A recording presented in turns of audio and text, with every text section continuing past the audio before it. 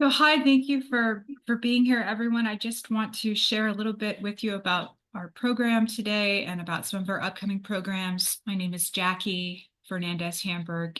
I'm the curator at the Sheldon Jackson Museum, and we're very pleased today to bring you our second event in the Share Your Culture, Share Your Research series. And this program will be recorded and then put on the Friends of Sheldon Jackson Museum YouTube channel at a later date, so you can go back to it and access it. Adrienne Fleek, who is our guest today, applied to share this Cabochon beading edge tutorial with us. We're so thrilled. We've never had something like this offered recently. So very excited to have her here.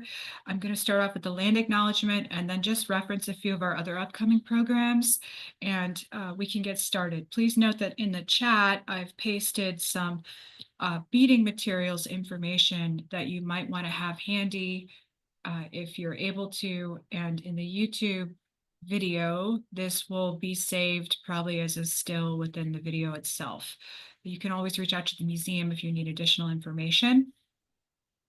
So to start, as I've mentioned, I'm Jackie Fernandez Hamburg, curator at the Sheldon Jackson Museum. This series of programs is sponsored by the Friends of Sheldon Jackson Museum.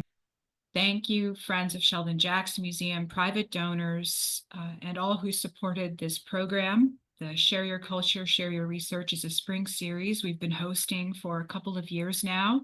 People apply and they propose to give everything from academic kinds of lectures to tutorials to cooking demonstrations to artist demonstrations, a whole host of different options. If you're interested and you're an Indigenous artist, or if you are not Indigenous, but your proposal has some sort of relation with Indigenous peoples and cultures or art, we'd love to hear from you for next year.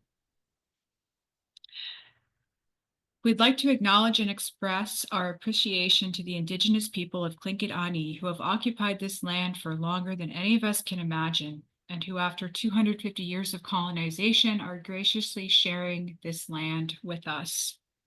Thank you so much. The Share Your Culture series has 2 more programs coming up. Our first event was a wonderful presentation by Lou Logan on the Inupiat kayak. Today we have Adrienne Fleek with us teaching the Cabochon bead work, edge work. And then we have on April 10th, Jan Steinbright, who's non-Indigenous, giving a presentation called The Forgotten Canoe, which focuses on a canoe that was built here in Sitka at the Sitka National Historical Park a couple decades ago at the Cultural Center when it was operating. On Wednesday, April 30th at noon on Zoom only, we will have Ursula Hudson, who's Tlingit, giving a presentation entitled Elevating Female Gendered Art Practices for Collective Prosperity. This will be a wonderful presentation. It's academic in nature, reflective of her current educational program. And I should mention Jan Steinbright's presentation on April 10th, on Thursday at noon, is going to be available on Zoom and simultaneously in person. So come to the museum if you're in Sitka and come to that event. April 30th at noon, Ursula Hudson, Elevating Female Gendered Art Practices for Collective Prosperity, will be on Zoom only. She's coming to us from Colorado. Today we have Adrienne only on Zoom. And then one other thing to note is Saturday, May 3rd, the Friends of Sheldon Jackson Museum will host their annual meeting. The meeting will begin in the afternoon at 2 o'clock. There'll be a short business meeting, election of officers, and then a guest speaker, Mike Ikiax Livingston, who's in Nunga. He's going to be giving a talk called Honoring Benny Benson on July 9th, 2027. And Benny Benson, of course, designed the Alaskan flag. So thank you so much for listening. I hope you can make it to those upcoming events on Zoom or at the museum, April 10th at noon, April 30th at noon, and May 3rd at 2 o'clock. I'll turn it over to you, Adrienne. We can't thank you enough for doing this for us. Thank you. Kudos, Chase, Jackie, and the Sheldon Jackson Museum for selecting me. I'm living here in Sitka because my daughter's going to Mount Edgecombe right now. So I saw the opportunity and thought, oh, let's share something that I love to do. And maybe some other people will be infected with my passion as well. Just a tiny bit about myself. You're not going to see my face on the screen the whole time. Just wanted to say hello and let you know that I am Tlingit, and my Tlingit name is Kaalootwurioo, given to me by my great aunt Maria Ackerman, who was also the primary inspiration for me to become a beader later in life. I watched her as a young girl do beadwork, and I did a lot of embroidery as a child and had a career in the federal government. When I left it, I happened to randomly go to a beadwork course at South Central Foundation in Anchorage, and it just brought back so many kind of feelings of watching my great Aunt Maria bead, fondness that she always had, as well as the ability for me to be so incredibly focused on something that it's an escape from all my troubles, or if I'm having it's truly an addiction. Like picking blueberries, your mind completely goes into that task and you're not worried about political climate or any other thing at that current time. So my parents are Wayne and Barbara Fleek, both of Southeast Alaska. My mom originates from uh, this area, and my dad, his the white side of the family has been here for about 5 generations. So long, long time on these lands. My mom really instilled upon me a work ethic, and our family originates from the Dry Bay area of Texas. But again, she spent many, many years in different locations all over Southeast Alaska, a majority of them in Skagway.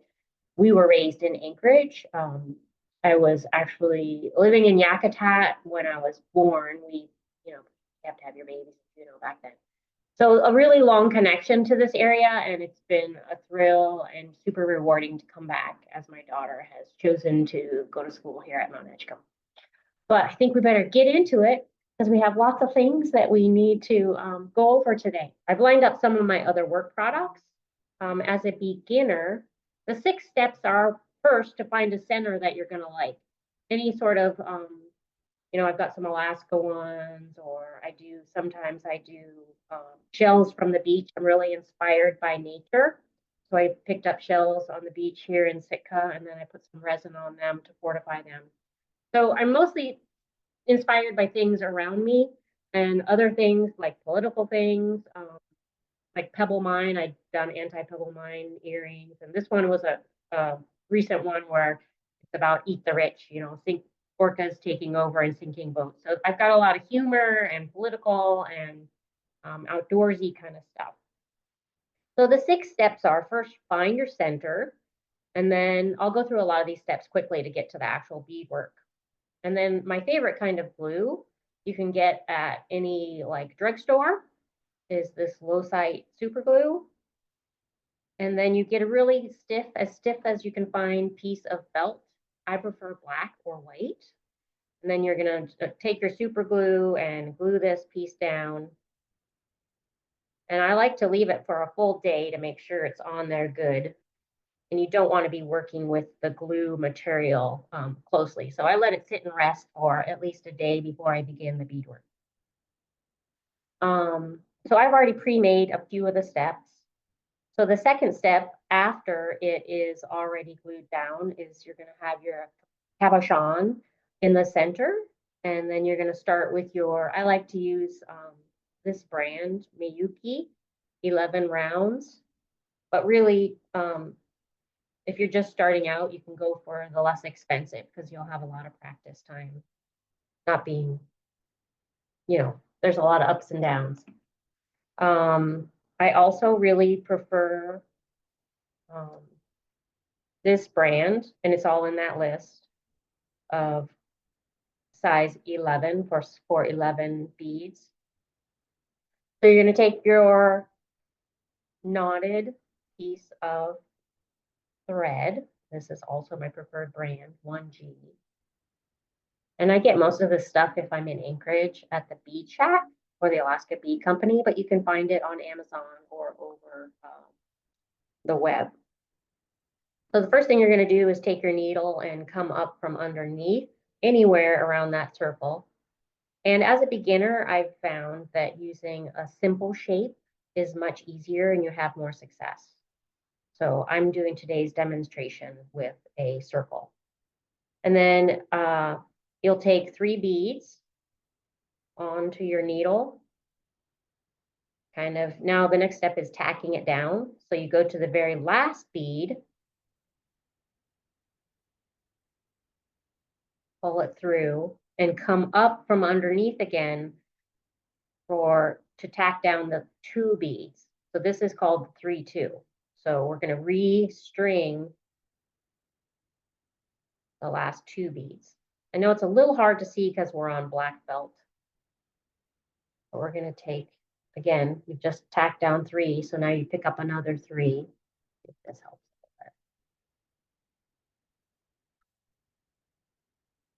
And as you get more experienced, you can move up from 3 beads to 4 or 5, and then you're just going to tack down whatever you think feels best, at least half of them.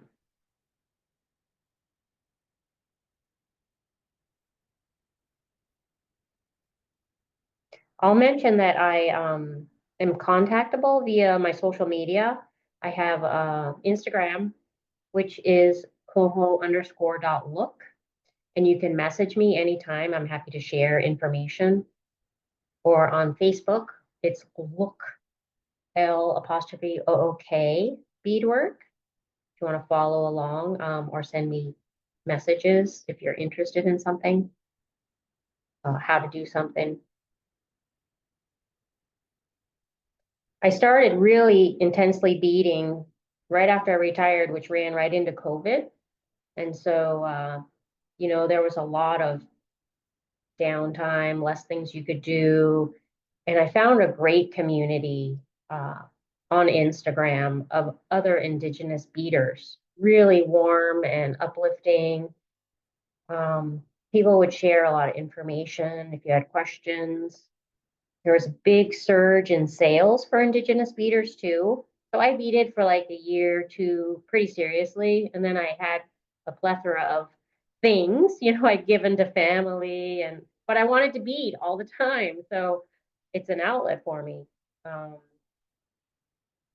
So I started considering selling. I'm like, why not? And I started selling on Instagram. That's probably 4 years ago. And did really well. I got a lot of support from, again, young women that have businesses, full-time beading or doing other Indigenous art. And besides the gratification of doing the work, I really made some friendships with people like Tazia Wagner out in Metlakatla, and Shirley Hooch, who is actually a Nupiat, but lives in Hawaii right now, but she has a really strong connection to the Alaska community of beaders and carvers. And Brittany Brower, also a Nupiat, lives in Anchorage, but from the top of the world there. Really supportive people. So they have really shown me the way of not only how to bead and kind of fine tune my art, but also, you know, how to sell things. And the community is really supportive. They share stories when they see a piece they like, you know, help you get more followers. So it was kind of like I had friends during COVID based upon my beading, and they've continued to be my friends. And now that we do more selling in person, like at AFN or Celebration last summer, we're friends, and you know, you get the big hugs and that kind of emotional support is one.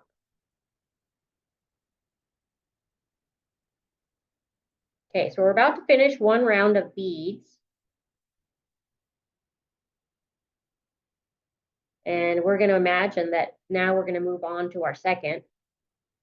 I like to put 2 rounds of beads around whatever I'm working on. And then sometimes, to be extra blingy, which all of us aunties appreciate, I like rhinestones. And I think rhinestones probably are more stateside indigenous thing, but I've incorporated it into my work. So I think my work's a little unique because it's not just traditional images, it's kind of modernized and fun, but I'm still doing the traditional type beading, the embroidery style, which takes a long time. Okay, I'm going to tie this off. Just doing 3 knots on the back. And then I'm going to cut it. So that would be step 1, is doing the size 11 beads. And I've already done 2 rounds on a different piece so we could keep moving forward. And now I'm going to show you how to put the rhinestones on. These are cool. I've ordered all my rhinestones on Amazon. I actually haven't found them at shops in Alaska. These are 2mm black rhinestones. And this is more like a sewing technique to get the rhinestones on.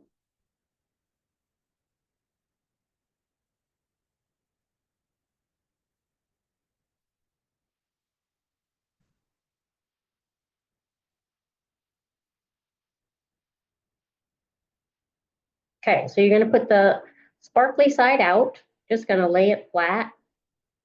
I know it's hard to see because it's black. And I like to start by tacking it down, same method where you come up from underneath the felt.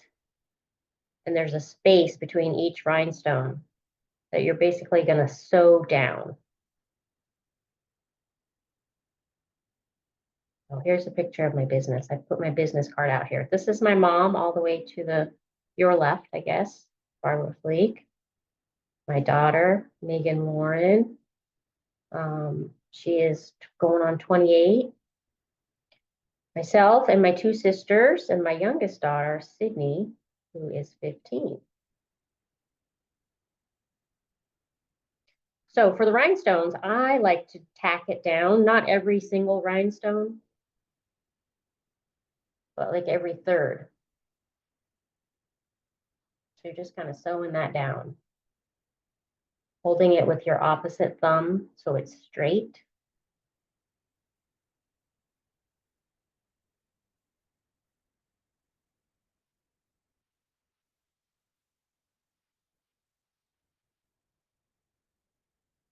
And this is actually a lot quicker.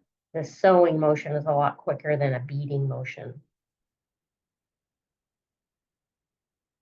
Just in case you're interested, this is going to be what the final product looks like. The rhinestones really give it a nice glitter.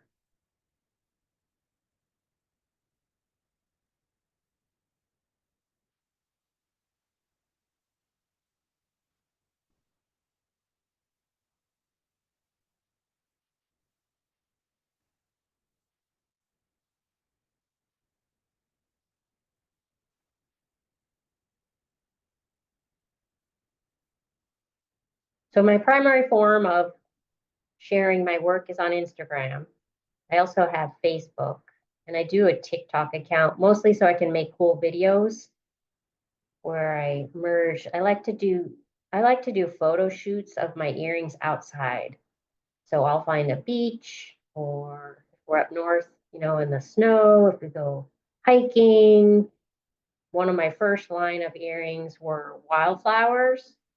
So I took like 4 different pair of earrings up a mountain, not a mountain, Slaughter Ridge there in Cooper Landing, and found the flowers that they reflected and took pictures with them along the trail. And then when I got to the top, I did a video, and I find that to be a really nice creative outlet for me too, is creating the social media and doing the videos. I find that almost as rewarding as the beadwork. Okay, so when you get to the last rhinestone where it fits perfectly into the circle, you're just going to snip it with your scissors. So it came out perfectly in line. These have a little bit of flexibility to either get longer or shorter, and usually you can make a nice circle of those. So I'm going to tack the last one down.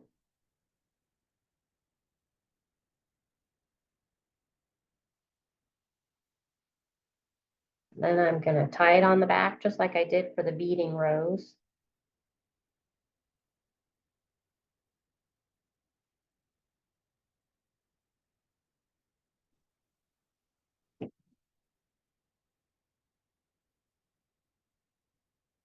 Okay, so now we have our beaded centerpiece. 2 rows of size 11 beads and the rhinestones. Oh, I didn't mention where I get my centers. That's another fun kind of pursuit, is looking on the internet, Amazon, Etsy, around local stores. These are actually croc centers. I ordered some croc buttons and then I cut the backs off and glued them down and made a centerpiece out of a croc charm. And then I got these from Etsy. These were Alaska kind of, it's a mirror, gold mirror. And these are actually another croc charm. I just did these. I just started doing a couple.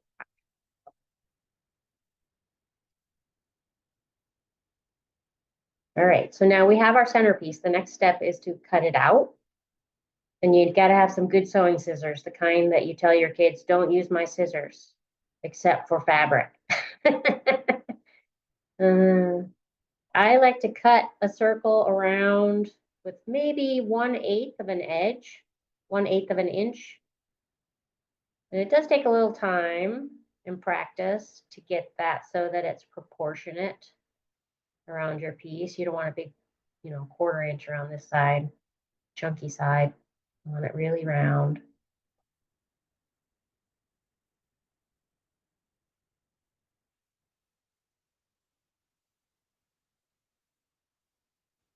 Sometimes if you've been beading too much and you're tired, you might go too fast and ruin your beaded piece if you cut too close or too far. So that's a careful step, actually. All right. And then for the backing, I've tried different things. Like I've done deer hide, moose hide, salmon skin. I've made my own salmon skin. But for these kind of more modern ones, I've found like just a faux fur, faux leather. I get these on Amazon too. I haven't really seen them in town in Anchorage or Sitka, so I order them. They come in all kinds of colors, but today we're going to use black. So you put the wrong side up and put your piece there and try and line it up perfectly so that it's the same exact circle as the piece you just finished up.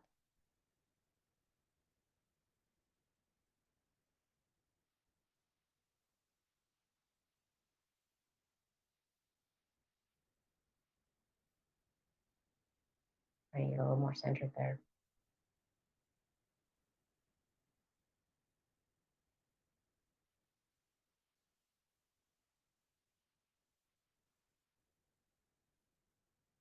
All right, that looks pretty good. And it doesn't have to be perfect when you first start, because as you do the edging, you can use your scissors and cut if you got extra stuff somewhere.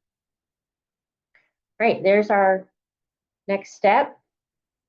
The edging was actually, I thought, the most difficult thing to learn to finish earrings up. So that's where I want to spend most of my time today.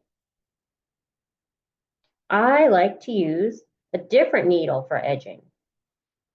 These are called, I heard them as skin needles. They're Glovers, size 10. These are about $1 a piece because they're so sharp. And let me tell you, I've ended up with blood on my hands many times. But these are primarily, I think, used for skin sewing. But I find they're the most effective for regular beadwork as well. So I like to use them. I've already got one threaded here. And they're $1 a piece, but they last a really long time. Okay, so it's a little shorter. The needle is a little shorter and much, much sharper. So for this step, you are going to hold your piece level and then take your needle into the wrong side of the faux leather. That's how you start it. Push it through. So you're basically hiding your knot underneath the piece. So now it's coming out the back side, the right side of the faux leather. And you are going to grab whatever sort of edging you've decided you want. You can do, a lot of people, the traditional way is more like just doing two size 11 beads. But I think these 4mm crystal rondelles are super fun and super blingy. So that's what I like. So I'm going to take your big bead and add a small bead to it on your needle. Pull it through, and then you're going to measure basically the size of that bead and go down through the felt on the edge, going through the faux leather at the same time. And so that's adhered that big bead. And then to tack it down, you're going to run through the small bead. So now you have that one larger rondelle pinned down. And personally, you could do all big beads. I like to throw in a couple of the small beads for variance and how they look. It'll end up looking like this.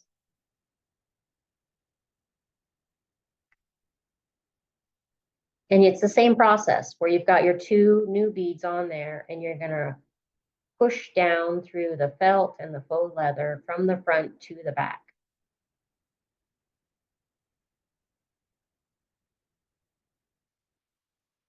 And then the second step is to come up through the last bead to get that kind of triangle shape. Looks cool. So we will do that all the way around. Another 4mm. Better get my garbage out of here. 4mm. Down through the felt and the faux leather. And then back up through just that small bead.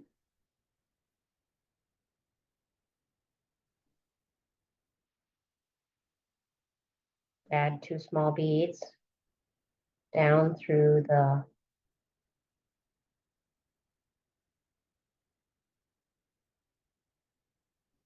felt and faux leather, up through just the last bead.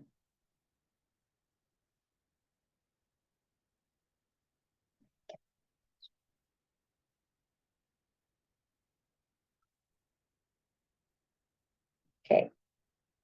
Large bead, small bead.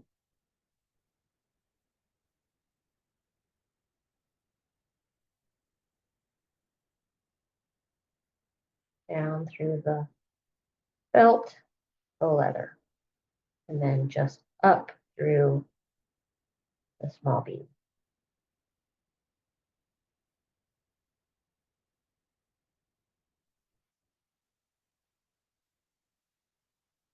Two small beads.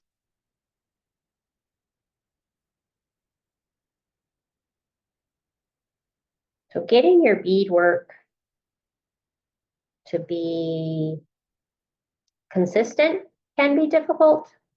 So the distance between these 3 small beads to look the same as the distance between these small beads takes practice.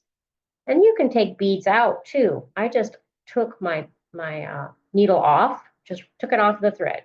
If this was too close together, I could just pull those beads right back off. And try it again. Try it again so it is more consistent.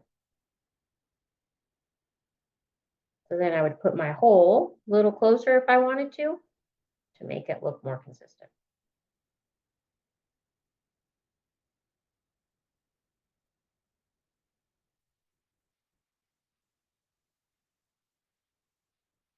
Move these big beads closer to me.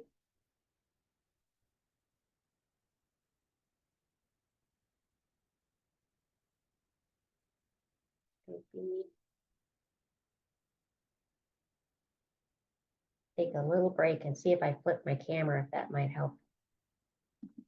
Maybe that'll be a little easier to see.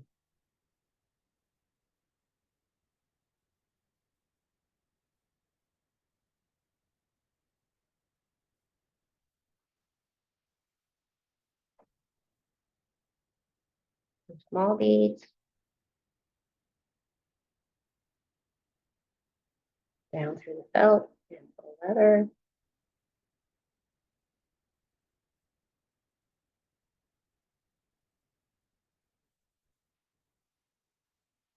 Kind of like when you tighten the string, it also puts the bead, they pay attention, I guess. And it just takes practice figuring that part out. What feels right will make it look right. I had a friend one time ask me about how you did it, got it to be consistent. And I said, it takes a lot of practice. It also takes the right state of mind. I found that if I've had a hard day or an incident that's bothering me, almost like the beads, know how you're feeling. And it's a time to relax. So don't want to do too much of that work. Just like a writer or, any other artist, it's going to be reflected in your work. What your mood is, what your focus is. Well, sometimes it's good to put it down so you're in the right frame of mind.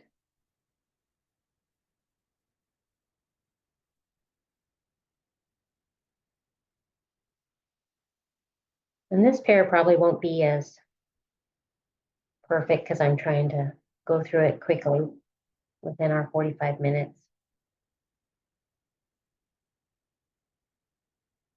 But that's okay. Just gift them to my sister.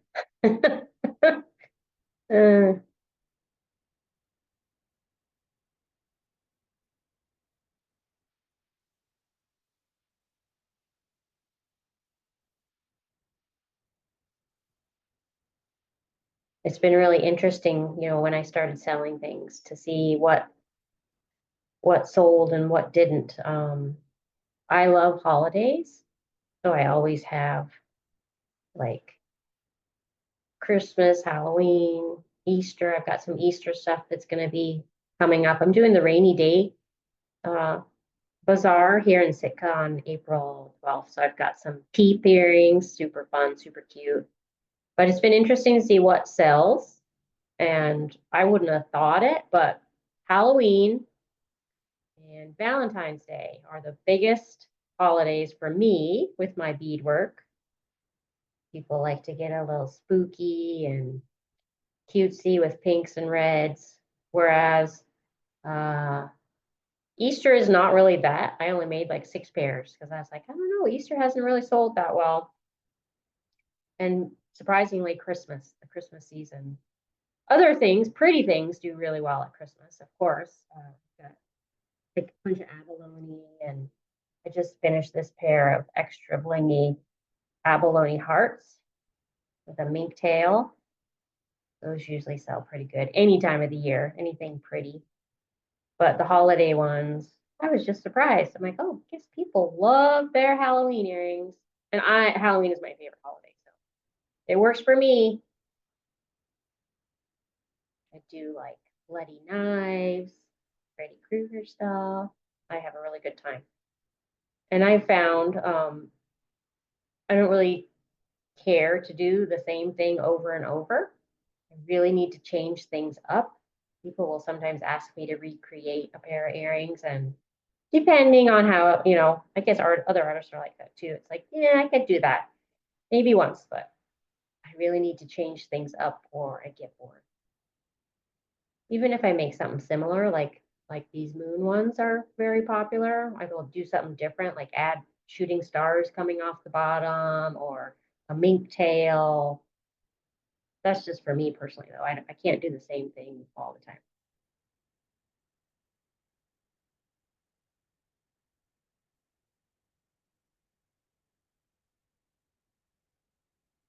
We're doing pretty good. We got about 10 minutes for question and answer time. So I'm gonna hurry through this edging to show you how to put the finding on the earring holder. I like to use silver plated. Not super expensive, but when people are paying for your time and vision, you want to make sure they get a good earring finding too.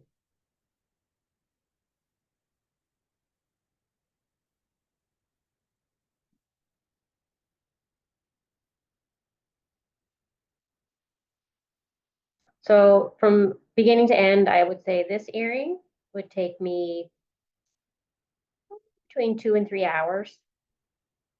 And then with materials, probably my time plus materials. If I add on a meteor shower trailing from the bottom, this pair would probably be $85.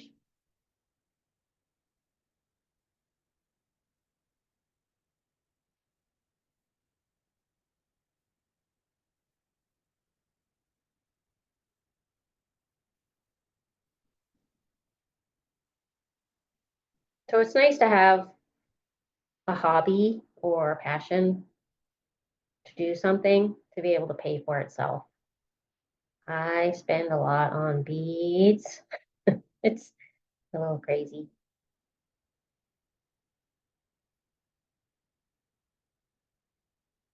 But I love it.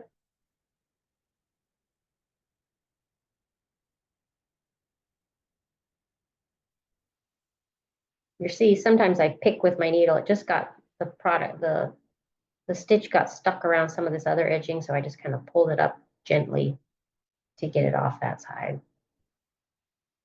You will figure out all your little tricks.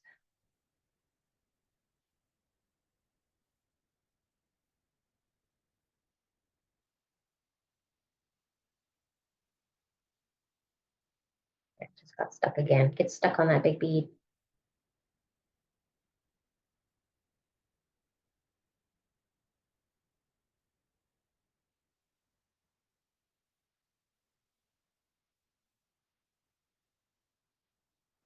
We're almost done.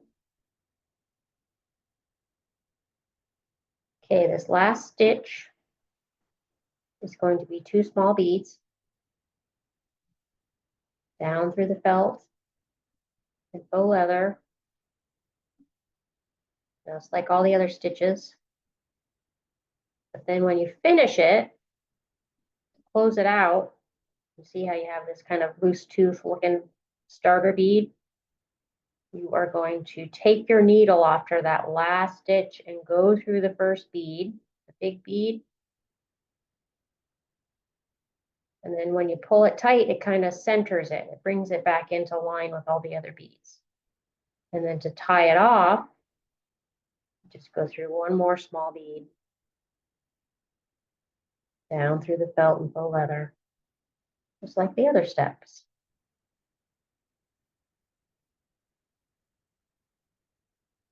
Flip it over, and you'll just have one tiny knot on the back that you won't even see because we're using black beading thread on black faux leather. Ta-da. Clip it off. There's your earring. Now we have 2 because I did one beforehand. And then this I kind of figured out on my own. I'd seen other artists who use these wire guards. You can use beads to attach your finding. Here's the finding. But I kind of like the looks of, here's one, here's a gold one. I really like the looks of the wire guard. I think it has a lot of strength.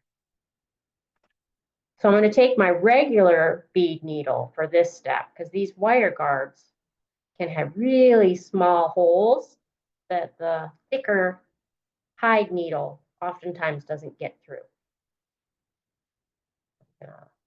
Got a knot on this bead thread already. So you're going to eyeball, where do I want my finding to come out of? I think I want it to come out of these smaller beads right here. You're gonna flip it over, go through one of those small beads, thread it through there. Maybe if I move these out of the way, it's easier to see. So I've got my thread through one of the small beads. Then you're gonna thread the wire guard on one side. I'll show you what I got here. It's just threaded through one of them. And I'm going to grab my finding, take the eye through that, go through the eye of the finding and the second side of the wire guard. It's just kind of hanging there now, but I'm going to go through that second base bead.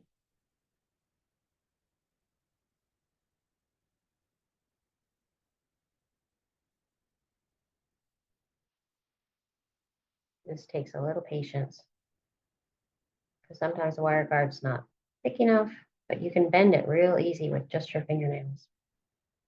So I've got my thread here and it is on there. I'm going to go back through the felt and faux leather. Oh, actually, I made a tiny mistake. This is actually good. Sometimes when you put these wire guards on, the beading thread undoes itself so it's not around the wire guard. Just take a second, step back, make sure it's there again, and tighten it back up. But you don't want people looking at your thread in there. All right, down through the felt and the faux leather, out the other side. And to make this finding extra strong, you're going to resew it on there one more time. So flip it over, go back through the same one, the bead and the wire guard. And I have only found wire guards online through Amazon. I've never found them at a bead store. Maybe I haven't looked hard enough. But. So you're doing the same motion a second time, but the opposite direction. So it adds strength and integrity to the attachment of that finding. Shouldn't fall off even if somebody's dancing for 5 hours. All right, so it's on there. Gonna just do it. I like 3 knots on the back.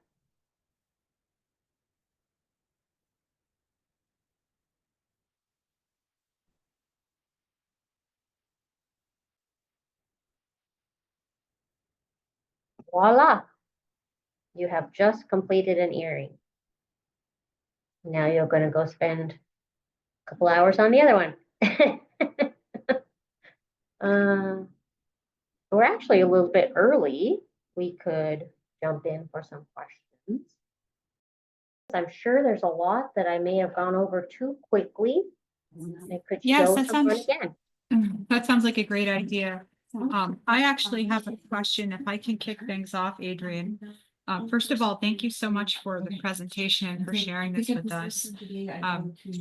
I was wondering if you have any advice for beaders who are just getting started for how to market themselves or how to get themselves out there and sell their work.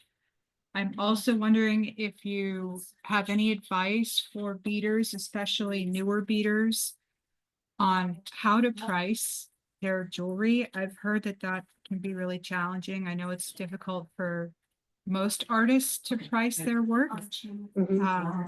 So those are 2 questions that I'd like to hear from you on. Thank you so much. Absolutely. Those are great questions that I struggled with myself as I was a beginner beader that was beading things out my ears. So I found that Instagram is really a great place if you don't already have an account, free and easy to use. And then look for other beaders or people with similar interests to follow them. A lot of times people will immediately follow you back. And that's also, and on Facebook too. My Instagram is connected to Facebook, so I'm not actually posting 2 things. It's all connected. So when it goes on Instagram, it automatically goes on Facebook. you'll have different kind of people on Instagram versus Facebook, so you would hit different targets. As a beginner beader, usually communities like Sitka Tribe probably has free beading classes. I know there was a course at the library just about 2 weeks ago. So jump in on those opportunities to not only, if maybe you're already a beader but want to fine tune your skills. So those would be a couple of things I would suggest. I didn't actually have an online store until year 2 of selling things, but I was kind of afraid like Instagram, something would happen with marketing or buying things on there. Like, I don't know if it was allowed or not. And I felt more secure having an online shop. So I have Shopify, which is $39 a month. And it's pretty easy to use if you've done like PowerPoint presentations or anything. You upload your photos, um, do a description of the item, what the materials are, and when it sells, you get a notification. And then you get a reduced price to ship out from the U.S.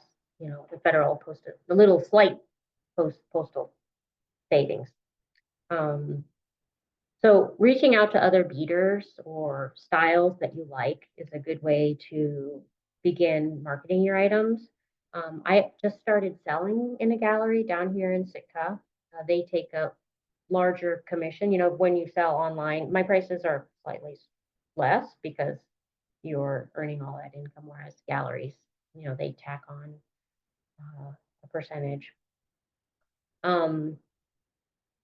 Answers to the other questions about selling, find a market. Usually a market is maybe $50 for a booth. AFN is pretty hefty. It's $350, but really worth it because you're kind of have the perfect audience for people that want to buy this kind of work and appreciate it. That's a key to pricing, is finding customers that appreciate the indigenous knowledge, the passion, the cost of materials. I would say don't undervalue yourself. This is an art form. It's not just a hobby. It takes a lot of time, a lot of practice. I figure $20 to $30 an hour for your time. And then materials. Well, usually the 30 would include materials, but it's pretty significant investment of time. So, don't go low. Lily Hope is a really good role model of not undervaluing your work and your creativity. Sometimes people get asked to donate things for free, and I don't think the other end is quite aware of the time that it takes to do beadwork or any indigenous art. And that a lot of times, like myself, I'm retired, so this is my only income. A full-time beader, to ask someone that may be making $30,000 a year to donate something for free, it's a big chunk of their time. So don't undervalue yourself. Don't start out low thinking it'll go up. Check also on Instagram. People will say how much an item is, so you can kind of gauge based upon what other artists are doing, what their skill level is. So if you're a beginner beader, you can kind of look for somebody else who is at that same level. Whereas a more experienced beader, their work is going to be more expensive. But you can kind of figure out as an artist where you're at, what level you're at based upon items, and you'll stay in that ballpark of charging. Does that answer the question, Jackie? It's really helpful. Thank you so much. We really appreciate your time and you being here to share this work with us, Adrienne. I can't wait to see what you're going to make next and what your next batches of earrings will look like. If you can just let everybody know once more, what's the name of the gallery that your artwork is currently being sold in, just so people have that on their radar? Well, sadly, I do not speak Tlingit. Of course, there's many reasons why when we talk about generational trauma, but I cannot say it very well. Maybe you can, Jackie. It's the Ads House Gallery in Sitka, XUT Okay. apostrophe AA.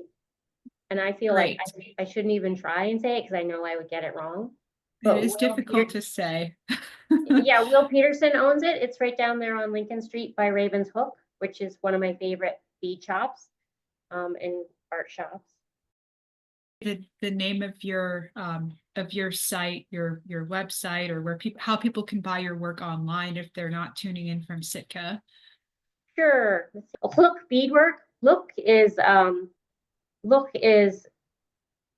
Coho silver salmon, which I Mm. right over that I'm Raven Moiety from Coho Look clan. So that's why the name of my business is that. And I'm from the Frog House, so I named it after my clan. And so you can look on Facebook or on Instagram, as well as my website. And I think that'll be added to this YouTube in the future as well. Perfect. Well, I appreciate that so much. Thank you, Adrienne. Thanks for sharing your work and for telling us all about working with cabochons and doing the beading edge work. It's really fun to see the humor and creativity in the pieces that you make. And we just really appreciate your time and you being here today. And one last thing I'll mention, there's so much I want to bead. Like my mind, I'll wake up at 2 or 3 in the morning thinking about what I want to do, but there's never enough time. When I have a new line coming up, I will have like 10 pair that I will glue down and have ready to start beading, but then I run out of time. I'm going to try and do many more smaller abalone ones for the rainy day upcoming bazaar here in Sitka, but I'm sure other artists have that same issue where you're just like, there's so many things I want to do, but you just run out of time. But I That's love great. sharing my passion. So Gunishish Jackie for selecting me and reaching out and helping me do this webinar today. I really appreciate the support from Sheldon Jackson Museum for continuing keeping their eye on Indigenous art, spreading it across not only Alaska, but the world. Thank you so much. Everyone have a wonderful day. Again, keep your eyes peeled for more artwork coming out by Adrienne and earrings in town in Sitka if you're here. And feel free to reach out to the museum if you're interested in being a part of the Share Your Culture, Share Your Research series or the Alaska Native Artist Residency Program. Those are all opportunities available to Indigenous artists, and we do welcome non-Indigenous for the spring series. Have a wonderful day. Kashish.